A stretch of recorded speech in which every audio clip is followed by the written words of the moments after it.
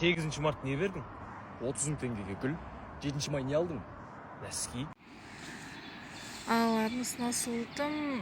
Енді оқушылар болсаңыз, студенттер болсаңыз, енді біз жерлеріңіз ашит, енді сіздерге толық қосылам. Сәл дұрыс емес. Сіздер ұйымдасып сонша ақша шығарасыздар, сіздерге ештеме қайтпаса, енді ол ұйымдастырушылардың әлсіздігі. Ал егер сіздің жақсы көретін қызыңыз болашақ соған жарым үйленем деп жүретін сондай көзқараста, сөйтіп қызыңызға сондай сый құрмет жасап жатсаңыз, ол сіздің болашаққа деген инвестицияңыз. Джим Керридің әкесінің андай сөзі бар еді: мен сенің анаңа бір рет қатты көңіл бөліп, бір неге солай шашылдым.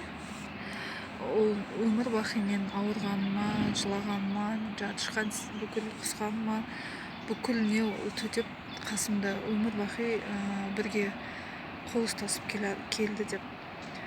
Сол сияқты, егер жақсы көрген қызыңыз болса, оған сый құрмет жасасаңыз, ертең күні үйленіп бақытты болып жатсаңыз, сізге миллион есе болып қайтады ол жасаған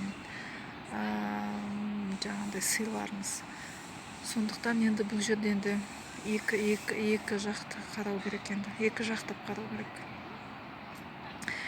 Бұны мен мереке деп санамаймын. Қоса айтып кетейін, 7 мамыр кімді қандай қорғаушы, ол кеше қаңтарда кімнен қорғады бізді.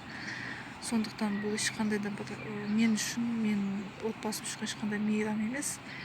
Ал 9 мамыр аза тұту күні, аталарымыз жатқан жерлі жайлы, топырақтар торқа, жандары жай тапсын.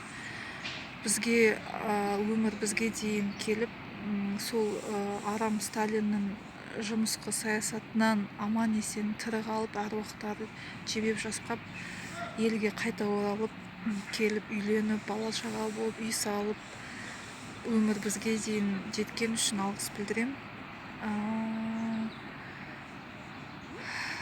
Алғыс аталарыма. Мың тағзым.